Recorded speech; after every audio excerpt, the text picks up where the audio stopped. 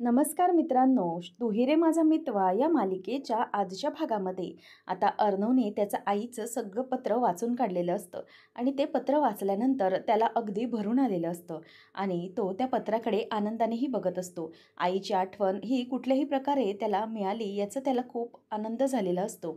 त्यानंतर मग आता अर्णव अगदी आनंदानेच आजीकडे बघतो आणि म्हणतो की आजी, आईचं पत्र, पण इतके दिवस हे तू मला पत्र का दाखवलं नाहीस? तेव्हा मग ती म्हणते की "अरे अर्णव, मला पण हे पत्र नव्हतं माहिती रे. साड्यांच्या गठ्ठ्यामध्ये ना कुठेतरी हरवून गेलं होतं हे पत्र.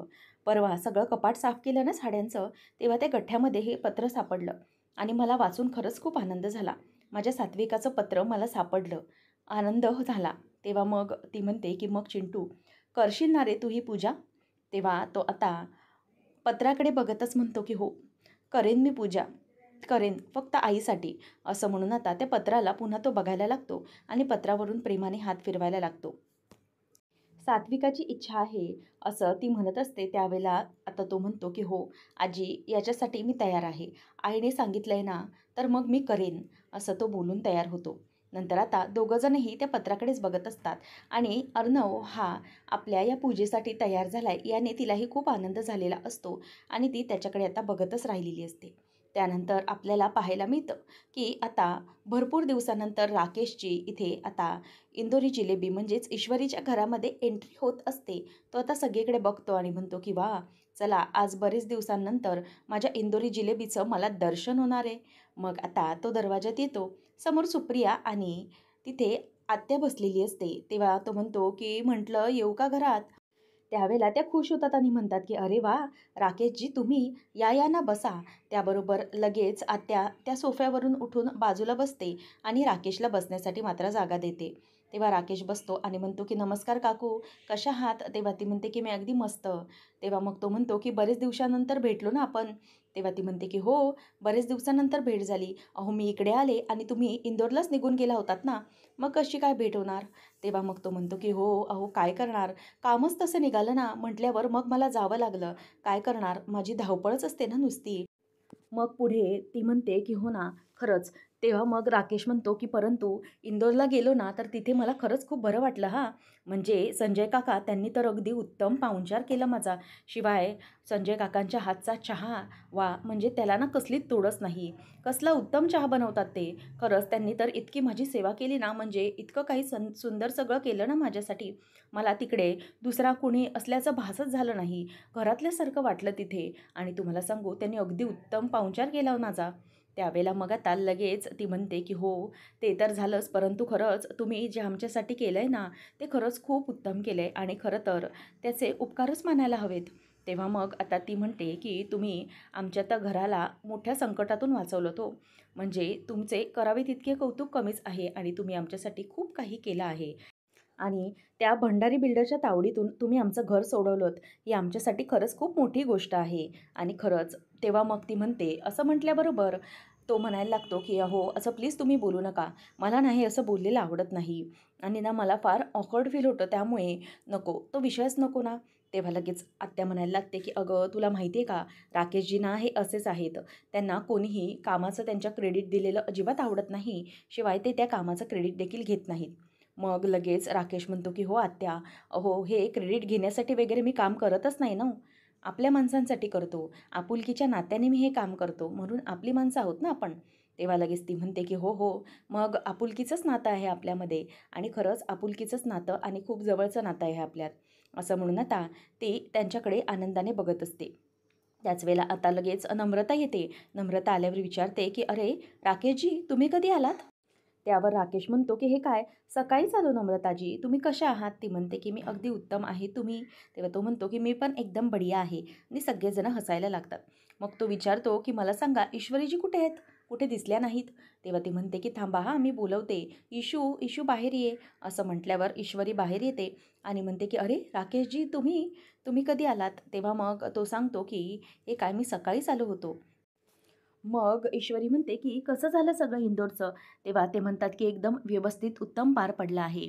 मग तो म्हणतो की बरं ऐकलं का, पुढच्या वेळेला मी जेव्हा इंदोरला जाणार ना तेव्हा मी एकटा नाही जाणार बरं का, मी तुम्हाला पण घेऊन जाणार.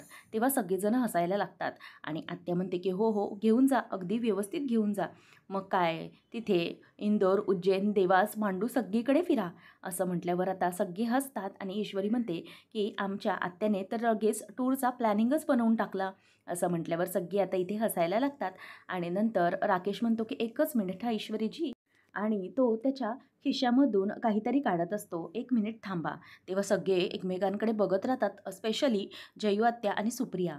तेव्हा मग ते म्हणजेच त्याच्या खिशामधून एक छोटासा बॉक्स काढतात आणि म्हणतात की ईश्वरीजी हे तुमच्यासाठी मी इंदोरहून आणलंय. असं म्हटल्याबरोबर आता ईश्वरी बघत राहते की काय माझ्यासाठी. तेव्हा मग तो म्हणतो की हो तुमच्यासाठी आहे, प्लीज घ्या.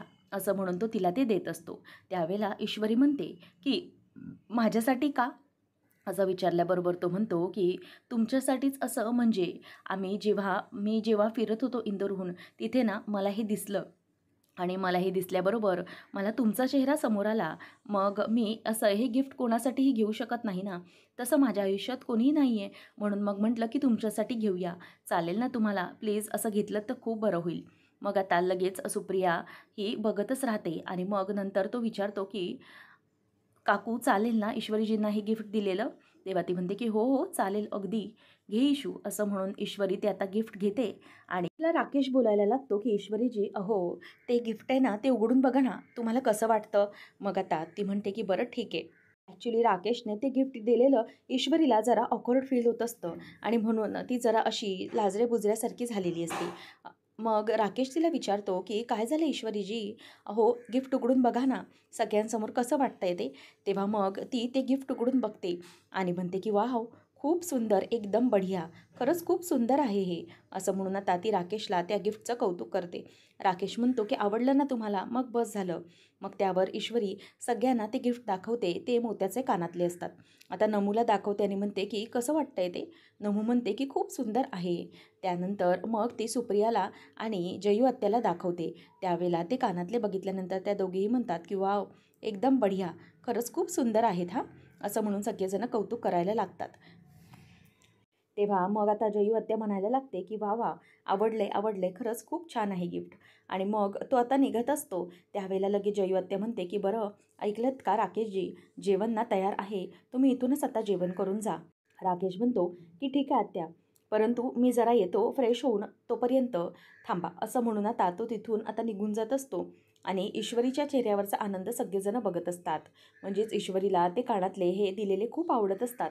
त्यामुळे त्यालाही आनंदच झालेला असतो आणि तो म्हणतो की हो हो मी येतोच हा जरा फ्रेश होऊन. असं म्हणून आता तो तिथून निघून जातो आणि त्याच वेळेला आत्या आणि बाकीचे सगळे हे ईश्वरीच्या आनंदाकडे बघत राहतात आणि ईश्वरी म्हणते की मी पण आलेच, हे गिफ्ट ठेवून येते. आणि नम्रता म्हणते की आत्या मी पण येते हां, जेवण गरम करते. असं म्हणून ती पण आतमध्ये निघून जाते.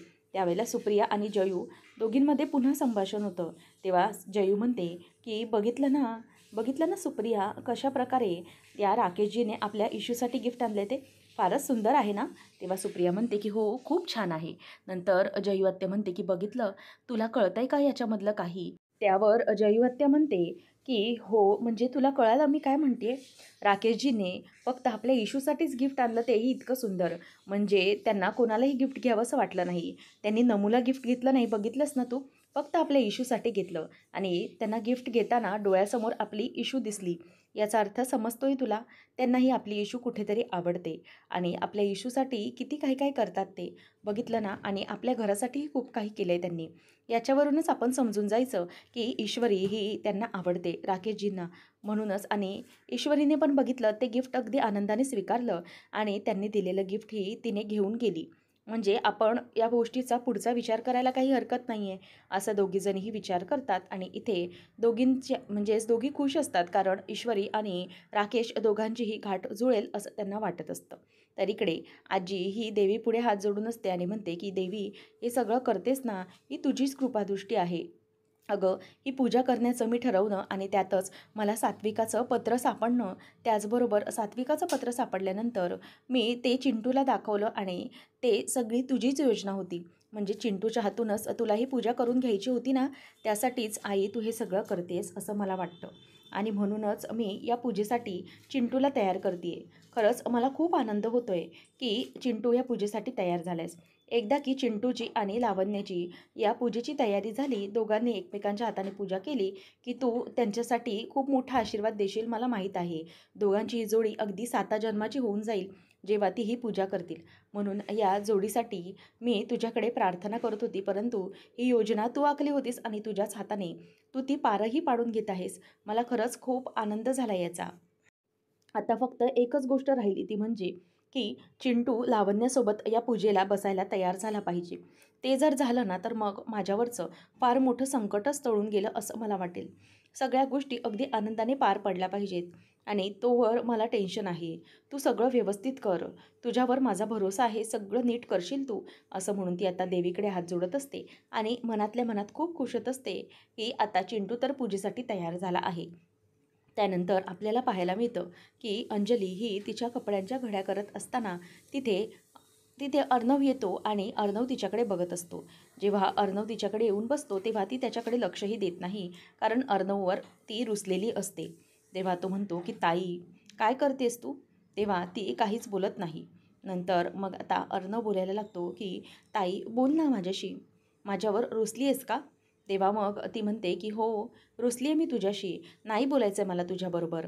तेव्हा मग तो म्हणतो की असं काय करतेस? खरंच सॉरी ना, माझं चुकलं, मी तुझ्याशी बोललो नाही. तेव्हा मग आता लगेच ती म्हणते की अच्छा, म्हणजे तुला हे सगळं पूर्ण 1 दिवस उलटून गेल्यानंतर रिअलाईज झालं आहे का, की ताईला वाईट वाटेल किंवा मी तिच्याशी बोललो नाही तर तिला काय वाटेल, याचा तू विचारही केलास का? तेव्हा मग तो म्हणतो की बरं ठीक आहे बाबा, माझं चुकलं, मी कान पकडून सॉरी बोलतो, आता तरी माफ कर ताई, असं म्हणून तो तिच्यासमोर कान धरत असतो. तेव्हा ती म्हणते की नाही, हे आता कान वगैरे पकडून ना काही होणार नाही आहे. मला तू रडवलंयस ना, माझ्या डोळ्यात पाणी आणलंयस ना तू, मग आता तूही रड.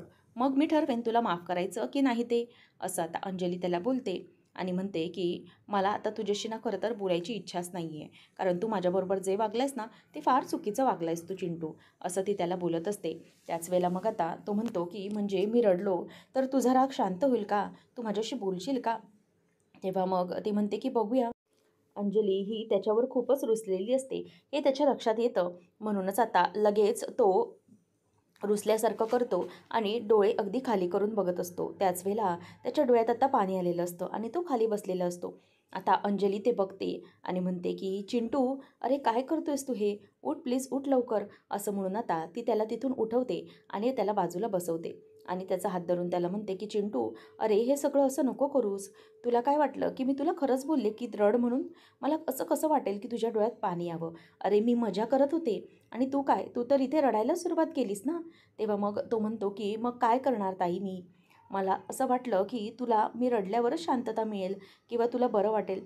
आणि आता तू जशी मजा केलीस ना, तशी मी पण मजा केली आहे डोळ्यात पाणी आणण्याचं. मी काही रडत वगैरे नाही आहे, असं म्हणून आता तो डोळ्यातलं पाणी अगदी म्हणजे दाखवतो. तेव्हा ती त्याला फटके द्यायला लागते. त्याच वेळेला आता तो म्हणतो की ताई, अगं ए नको मारूस, किती मारतीयस तू? अगं तुझा हात लागतो किती, थांब, मारू नकोस, असं म्हणून तो तिला थांबवतो आणि म्हणतो की अगं काय खातेस काय तू? अगं खरंच तुझा हात लागतो बरं का, असं तो तिला बोलायला लागतो. तेव्हा अंजली त्याच्याकडे बघून हसायला लागते आणि नंतर मग ती म्हणत असते, लागला ना हात माझा, सॉरी, असं म्हणून आता ती त्याचा खांदा धरते आणि त्याच्या खांद्यावरच डोकं ठेवत असते आणि म्हणते की तुला काहीच कसं वाटलं नाही रे ताईशी न बोलताना?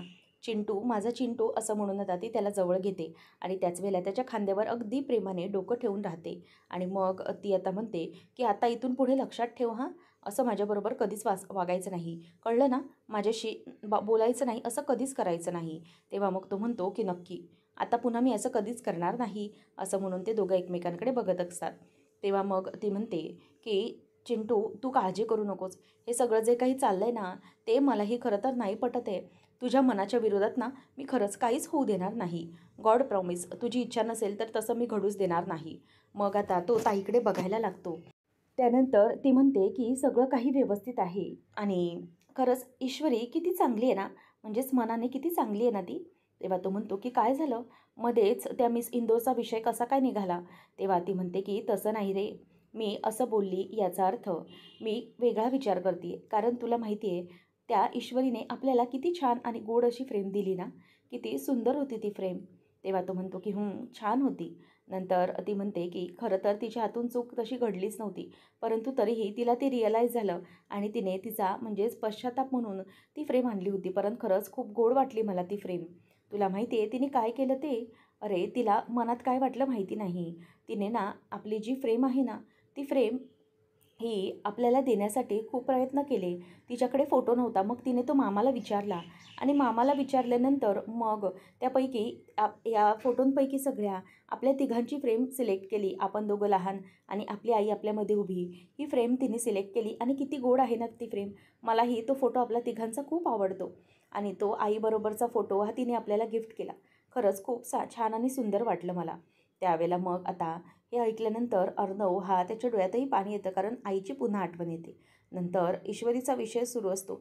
ईश्वरी खरंच खूप मनाने चांगली आहे आणि ती जे काही करते ना, ती खरंच खूप मनापासून करते.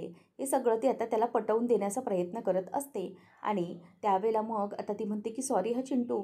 तेव्हा तो म्हणतो की काय झालं, सॉरी कशाला बोलतेस?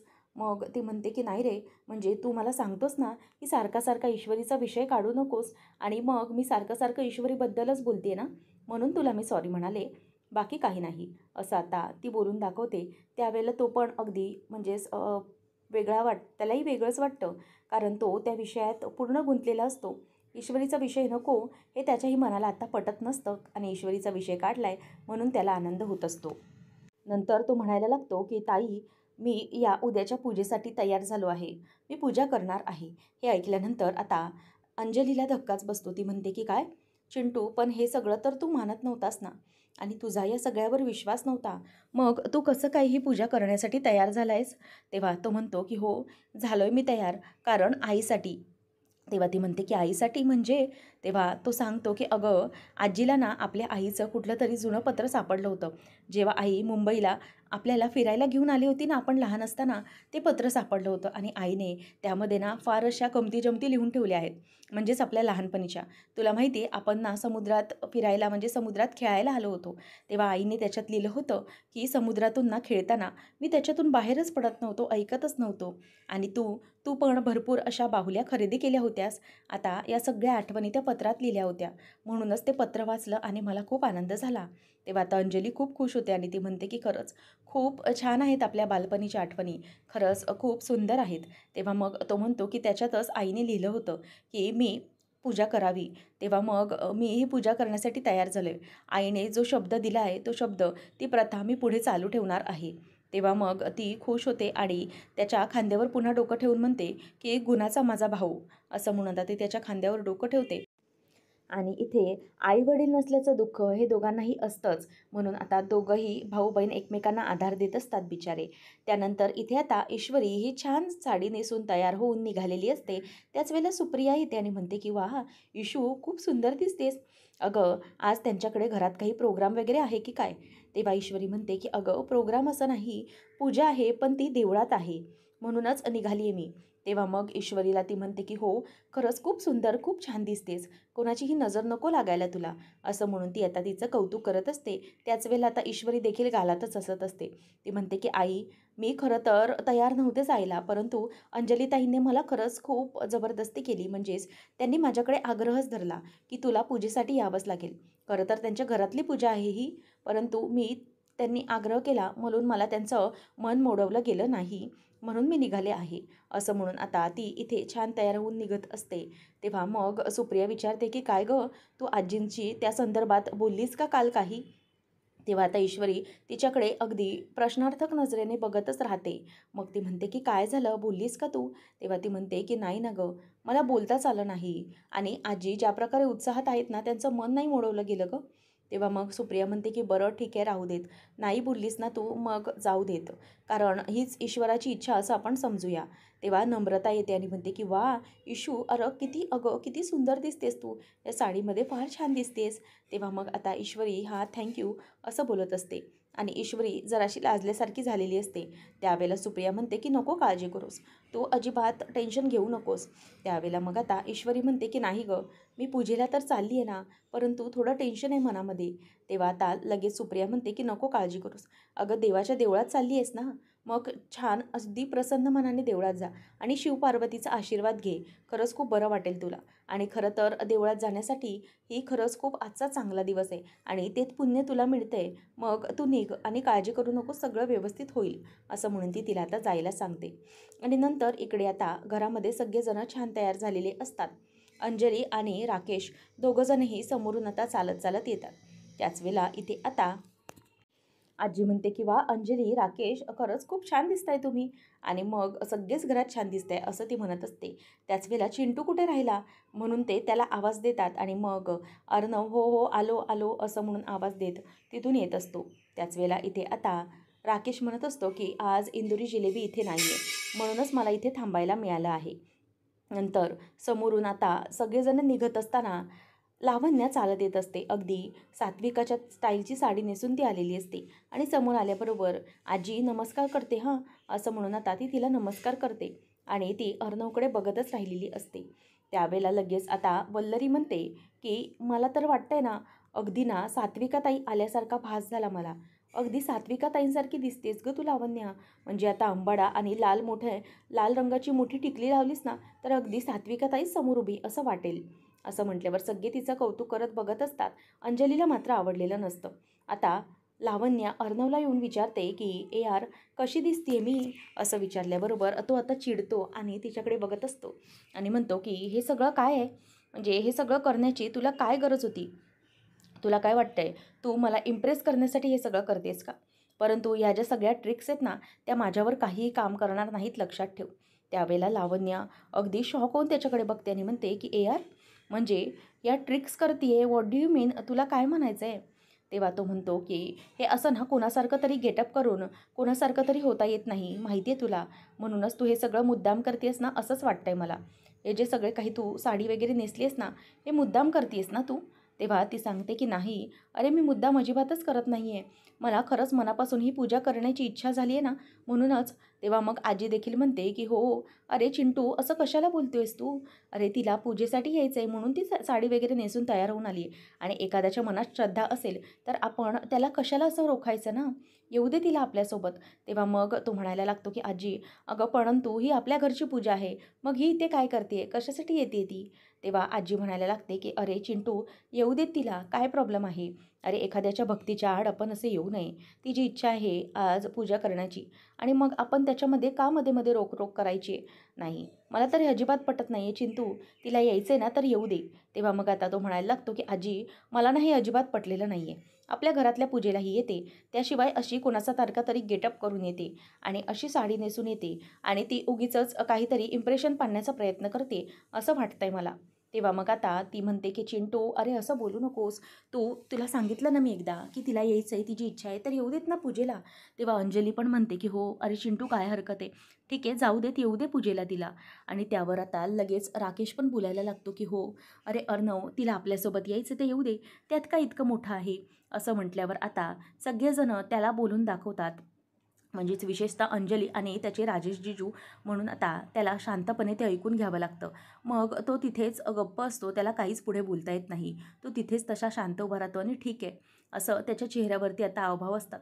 काही झालं तरी लावण्याला न्यायचं नसतं, परंतु आता त्याला न्यावं लागत असतं. पुढच्या भागामध्ये आपल्याला पाहायला मिळतं, अंजली म्हणत असते की ईश्वरीसाठी थांबूया आपण, थांबा आपण जरा वेळ थांबूया, ईश्वरी येते ना. तेव्हा लगेच तो राकेश विचारतो की काय, ईश्वरी ईश्वरी येते का. तेव्हा ती म्हणते की हो, ईश्वरी येते. तो विचारतो की मग कुठे आहे ती. त्यावर अंजली म्हणते की अहो, ती इथेच आली आहे, इथेच कुठेतरी आहे, परंतु तिला आपण सापडत नाही आहोत. त्यानंतर आता राकेशला धक्काच बसतो की ईश्वरी इथे आली आणि लावण्या मनातच म्हणते की ही ईश्वरी, ही मिडल क्लास ईश्वरीला इथे येण्याची काय गरज होती. आणि नंतर त्याच वेळेला ही इथे आली आहे आणि आमच्या पूजेमध्ये पूर्णपणे ही व्यत्यय आणणार, असं आता इथे तिला वाटत असतं. आणि त्यानंतर राकेश आता मुद्दामच, मला काहीतरी अर्जंट कॉल आला आहे हां, असं म्हणून तो तिकडून आता निघून जात असतो. तेवढ्यातच आता तो कॉलमधून मुद्दाम बोलण्याचं नाटक करत बाजूला जात असताना समोरून ईश्वरी येते आणि अरे राकेशजी, तुम्ही इथे, असा ती त्याला आवाज देते. आणि असा आवाज दिल्याबरोबर इथे आता राकेशला मोठा धक्का बसलेला असतो की ईश्वरी समोरच येऊन उभी असते. आता राकेश नेमकं काय करणार, ईश्वरीसमोर त्याचं हे पितळ उघड पडल्यानंतर नेमकं पुढे काय होणार, हे पाहणं अगदी रंजकतेचं ठरणार आहे. अशाच मालिकांचे अपडेट्स जाणून घेण्यासाठी आजच आपल्या चॅनलला सबस्क्राईब नक्कीच करा. धन्यवाद.